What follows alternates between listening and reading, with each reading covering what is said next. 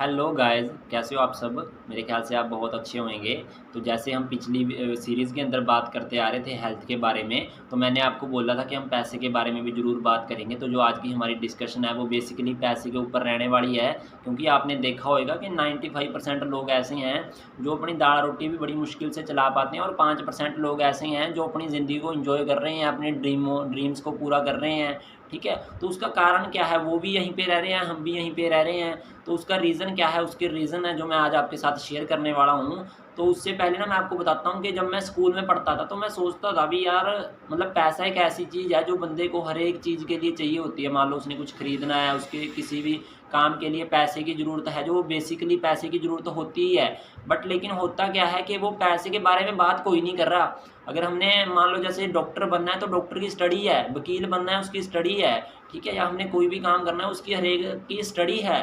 पर लेकिन पैसे के बारे में कोई स्टडी नहीं कर रहा। मान लो हमने +2 तक पढ़ा, हमने कॉलेज पढ़ा, वहाँ पे पैसे के बारे में किसी ने सिखाया ही नहीं।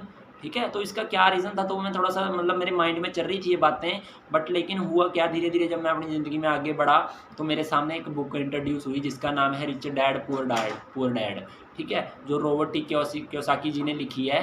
ठीक है, तो उसके ऊपर मैंने उसको पढ़ना स्टार्ट किया। तो उसके अंदर जो मुझे सबसे अच्छी बात लगी, उस बुक के अंदर ये बताया गया था कि पूरी दुनिया के अंदर 4 तरीके से लोग काम करते हैं, और 4 तरीके के अंदर ही लोग जो अमीर हैं वो उन्हीं तरीकों में से जो जिस तरीके को यूज़ करते हैं वो उसी हिसाब से उसके रिज़ल्ट लेते हैं। ठीक है, तो आज मैं वो चारों तरीके आपके साथ शेयर करने वाला हूँ, और आपको आज लास्ट में मैं एक तरीका भी बता के, मतलब आपको एक बात बता के जाऊँगा जिससे आप चाहो तो आप भी उन अच्छी पैसे कमाने वाली कैटेगरी के अंदर आ सकते हो। कैटेगरी के अंदर कैसे आ सकते हैं और कैसे काम करना है, वो सब बताने के लिए, आपको सुनने के लिए, जानने के लिए आपको लास्ट तक मेरे साथ बने रहना पड़ेगा। ठीक है, तो अभी मैं आपको एक स्लाइड शो कर रहा हूँ आगे। ठीक है, आपको इसमें दिखेगा कि वो 4 कौन सी कैटेगरीज़ हैं।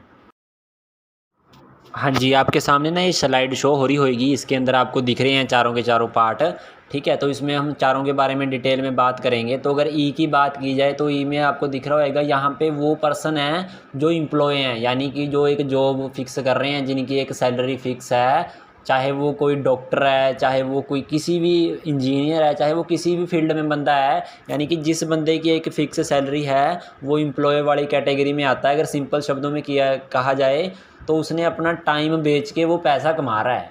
ठीक है, यानी कि उसने अपना टाइम बेचा और वो पैसा कमा रहा है। उसके बाद अगर दूसरे की बात की जाए तो दूसरी जो कैटेगरी वो है एस के अंदर क्या मतलब है इसका? Self employ. अब कई लोग क्या बोलते हैं, मान लो किसी की अपनी छोटी कोई दुकान है, उसने 1-2 बंदा काम पे भी रख रखा है, तो वो अपने आप को बिजनेसमैन बोलता है। बट लेकिन असलियत में वो बिजनेसमैन नहीं है, वो सेल्फ एम्प्लॉय है, वो अपने लिए काम कर रहा है और पैसा कमा रहा है। ठीक है, अब सेल्फ एम्प्लॉय ने क्या किया हुआ है? सेल्फ एम्प्लॉय ने अपना टाइम नहीं किसी को बेचा, खुद टाइम को यूज़ करके खुद पैसा कमा रहा है। ठीक है, उसके बाद तीसरी बात की जाए, तीसरी बात जो है वो है बिजनेसमैन।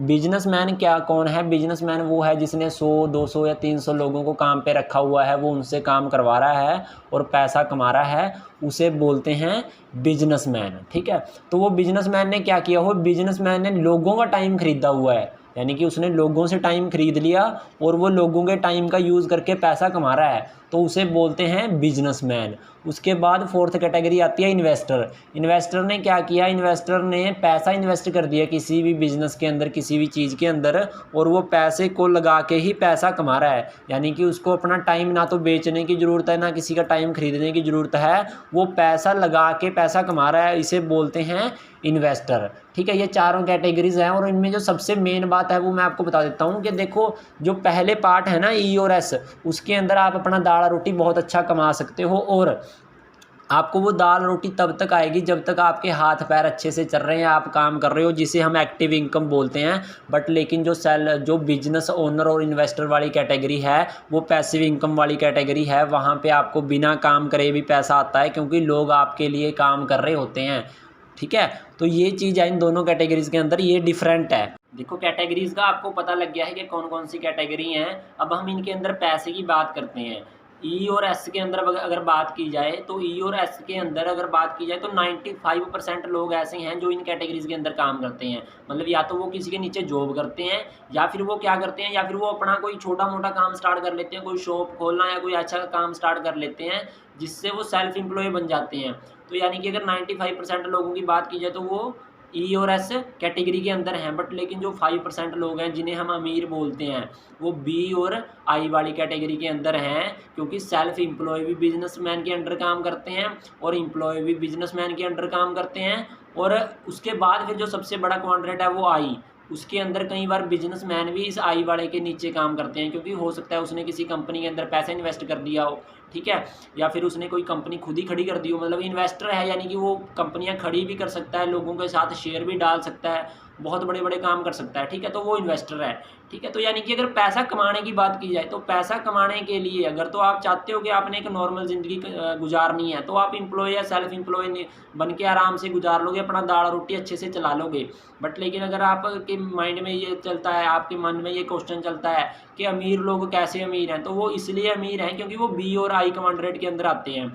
तो अब इसके अंदर आने के लिए करना क्या पड़ेगा? इसके अंदर आने के लिए या तो आपके पास करोड़ों रुपया होना चाहिए ताकि आप कोई फैक्ट्री कंपनी खड़ी कर सको और आप बिजनेसमैन बन जाओगे, ठीक है, और या फिर आपके पास मतलब करोड़ों नहीं तो लाखों रुपया होना चाहिए जिससे आप किसी भी कंपनी की फ्रेंचाइजी ले सको, ठीक है, जैसे मैकडोनल्ड KFC की फ्रेंचाइजी आप ले सको, उसके साथ काम कर सको और आप अच्छी इनकम ले सको, ठीक है, तो भी आप बिजनेसमैन वाली कहीं ना कहीं कैटेगरी के अंदर आ जाओगे और आप लाखों रुपए में इनकम लेना स्टार्ट कर सकते हो, ठीक है। और अगर करोड़ों और लाखों रुपए आपके पास नहीं है, मैं आपको एक ऐसा रास्ता बता सकता हूँ जिसमें आपको करोड़ों लाखों रुपए की जरूरत नहीं है, बस थोड़ा सा आपको लर्न करना पड़ेगा और फिर आप अपने घर से अपने फ़ोन से काम करके अच्छी इनकम ले सकते हो, ठीक है, और इस कैटेगरी के अंदर आ सकते हो आने वाले 1 साल के अंदर। यानी कि देखो, एक ऑप्शन तो हो गया करोड़ों लाखों वाला, एक ऑप्शन हो गया 1 साल का, यानी कि 1 साल आपको मेरे साथ मेहनत करनी है और आप उस कैटेगरी के अंदर आ जाओगे। अब जो आपको जो आसान लगता है आप वो चूज़ कर सकते हो, ठीक है। अगर आप मेरे साथ काम करना चाहोगे तो आपको मेरी डिस्क्रिप्शन में मेरी इंस्टाग्राम ID और मेरा मोबाइल नंबर आपको मिल जाएगा, आप मेरे से कॉन्टैक्ट कर सकते हो, ठीक है।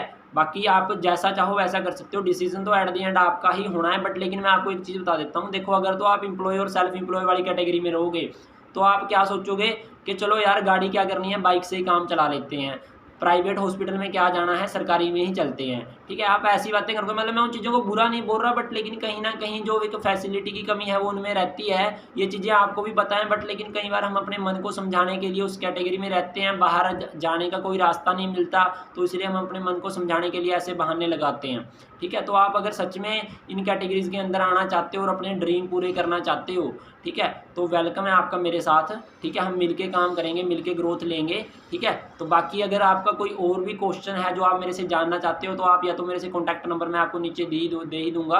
बाकी अगर कुछ और भी होगा तो आप कमेंट में बता सकते हो, जिस चीज़ के बारे में आप वीडियो चाहते हो। तो मेरे ख्याल से आपको आज ये ESBI क्वाड्रेंट क्लियर हो गया होगा, क्योंकि मैंने अपनी तरफ से पूरी कोशिश की। अगर फिर भी कोई कमी रह जाती है तो आप ज़रूर कमेंट में बताना, ताकि फिर मैं आपको किसी और तरीके से समझाने की कोशिश करूँगा, ताकि आपको अच्छे से समझ आए, आपका माइंड क्लियर हो सके इन सभी चीज़ों के बारे में। बाकी अगर वीडियो अच्छी लगी, नॉलेज अच्छी लगी तो लाइक ज़रूर कर देना, कमेंट में ज़रूर अपना रिव्यू देना और शेयर ज़रूर करना अपने फ्रेंडों के साथ, ताकि उन्हें भी थोड़ी सी पैसे के बारे में नॉलेज हो सके। बाकी बड़ी जल्द मिलेंगे किसी एक नई वीडियो के साथ, एक नई टॉपिक के साथ। अगर आप किसी टॉपिक के बारे में सजेस्ट करना चाहते हो तो नो डाउट आप कमेंट के अंदर सजेशन कर दे सकते हो, ठीक है।